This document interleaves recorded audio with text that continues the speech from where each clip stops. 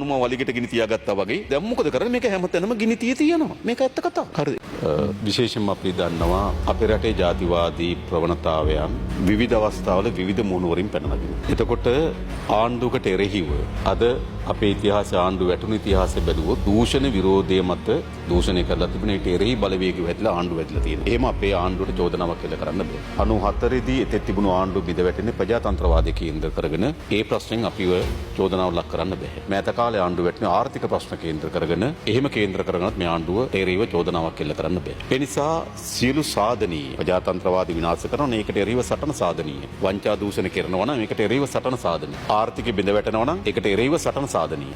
කිසිදු සාධනීය සටන් පාඨයක් මේ පරාජිත දේශපාලන බලවේග වලට ඉතුරු වෙලා නැහැ. ඒ නිසා පරාජිත බලවේග වල අරමුණ බවට පත් වෙලා තිබෙන්නේ එම සාධනීය සටන් පාඨ නැති වෙනකොට සාධනීය බලවේගයක් ගොඩනැගීමට ඉඩකඩක් නැති වෙනකොට ඒගොල්ලන්ගේ අවස්ථාව බවට පත් වෙලා තිබෙන්නේ ජාතිවාදී අවස්ථාවක් නිර්මාණය කර ගැනීම. ඒ නිසා පොලිසිය නීතිය වගේම මේ වගේ ප්‍රශ්නවලදී මෙන්න මේ පිළිබඳව අවධානය යොමු කළ යුතුයි. නීතිය වගේම ඒ නීති ඉටු කිරීම හරහා ඇතිවිය හැකි සමාජ කැළඹීම් පිළිබඳවත් අවධානයෙන් තමයි නීතිය ඉටු කළ යුතු වන්නේ. මේ ප්‍රශ්නේදී දැනටමත් මම මහජන ආරක්ෂා පිළිබඳ ලේකම්තුමාට කිව්වා නිශ්චිත අපිට වාර්තා කරන්න කියලා පද සිද්ධ වුණේ කියලා වාර්තාවක් එවන්න කියලා මම වාර්තාවක් ඇඳවලා තියෙනවා. ඒ වගේම මේ මහජන ආරක්ෂාව පිළිබඳ අමාත්‍යතුමා මේ ආරක්ෂාව පිළිබඳව මේ බුදු පිළිමය වැඩමවයි කියලා තර්කය ගෙනාවේ 11:40ට ත්‍රිකුණාමල ඒ අදාළ පොලිස් ස්ථානයේ මේ බුදු පිළිමය පොලිසියට වැඩම කිරීම පිළිබඳ දාලා තිබෙන සටහන තිබෙනවා. අර පොතේ නෝට් එකක් දාන්න. ඒ නෝට් එක ඉතා පැහැදිලි තිබෙනවා ආරක්ෂාව සඳහා තමයි මේ බුදු පිළිමය මෙතන වැඩමුවේ කියලා. ඒක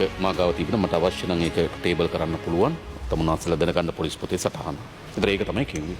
හැබැයි ඊළඟ තියෙන්නේ මොකක්ද? මේ බුදු පිළිම වහන්සේ පොලිස් ස්ථානයේ වැඩම කරලා තිබෙනවා නම් ඊළඟ මේ ගැටුම වෙන්නේ පොලිසිය සහ ඒ ජාතිවාදී කණ්ඩායම අතර. ඒක තමයි ඒගොල්ලන්ට තිබුණ හොඳම අවස්ථාව. ඒ නිසා තමයි නැවත එතෙන්ට බුදු පිළිමේ වඩම්මෝලා ඒ අවශ්‍ය කරන ආරක්ෂාව ලබා දීලා තිබෙන්නේ. දැන් ප්‍රශ්නේ තියෙනවා අධිකරණේ. ඊට පෙර ඊයේ දිසාපති කාර්යාලය සාකච්ඡාවක් පැවැත්විලා මෙතන ඔබ කියු පරිදිම මේකට පැරණි ඔප්පුවක් තිබෙනවා 2013 වගේ 2014 ලබා දීපු ඔප්පුවක් තිබෙනවා. එතෙන් සිට දැන් අපි මේක විහාරස්ථානයක් ලෙස හඳුන්වුවට එතෙන් සිට විහාරස්ථානයක් ලෙස මේක මෑත කාලේ භාවිතා වෙලා නැහැ. මේක භාවිතා වෙලා තියෙන යම් ආපන ශාලාවකට පාවිච්චිලා තිබෙනවා. ඒ ආපන ශාලාවේ ඉදිකිරීම පිළිබඳ ප්‍රශ්නයක් පැන නැගිලා ඒ ආපන ශාලාවේ නීති විරෝධී ඉදිකිරීම තියෙනවා කියලා ඒ ආපන ශාලාව නීති විරෝධී ඉදිකිරීම ඉවත් කිරීම පිළිබඳව වෙරළ සංරක්ෂණ අධිකාරියේ අධ්‍යක්ෂ ජනරාල්වරයා නියෝගයක් ලබා දීලා තිබුණා. ඒ නියෝගයට විරුද්ධව අභියාචනයක් කරලා තිබුණා පරිසර අමාත්‍යාංශයට. පරිසර අමාත්‍යාංශ ලේකම්වරයාත් මේ ඉවත් කළ යුතුයි කියන ස්ථාවරය සඳහන් කළා තිබුණා. ඊට පස්සේ පොලිසියත් වෙරළ සංරක්ෂණ අධිකාරියේ මාර්ග මේ නාගරික සංවර්ධන අධිකාරියත් එක්ක පැවතුණු සාකච්ඡාවකදී හාමුදුරන් වහන්සේ ඉල්ලා තියෙන තව සතියක කාලයක් දෙන්න උන්වහන්සේ අපේක්ෂා කරන මේක අභියාචන අධිකරණයට යන්න සතියක කාලයක් දෙන්න කියලා. කාලේ දෙනවා. ඒ කාලේ ගත වෙන්නේ 14 වෙනිදා. හැබැයි 14 වෙනිදා කාලේ ගත වෙලා තිබුණොත් තමයි 16 වෙනිදා තමයි මේ සිද්ධිය පැනනගන්නේ. එතකොට මේක ආගමික ස්ථාන පිහිටවීම වගේම වෙනත් කතාවකුත් මේක ඇතුලේ තියෙන බව පේනවා. දැන් අපි එතන විහාරස්ථාන භූමියක් කියලා හඳුන්වනකොට පොදු ජනතාව හිතන්න පුළුවන් මෙතන විහාරයක් තිබුණා නෑ. විහාරස්ථාන හාමුදුරන් වහන්සේට හිමිකම සහිත ඉඩමක් තිබුණා.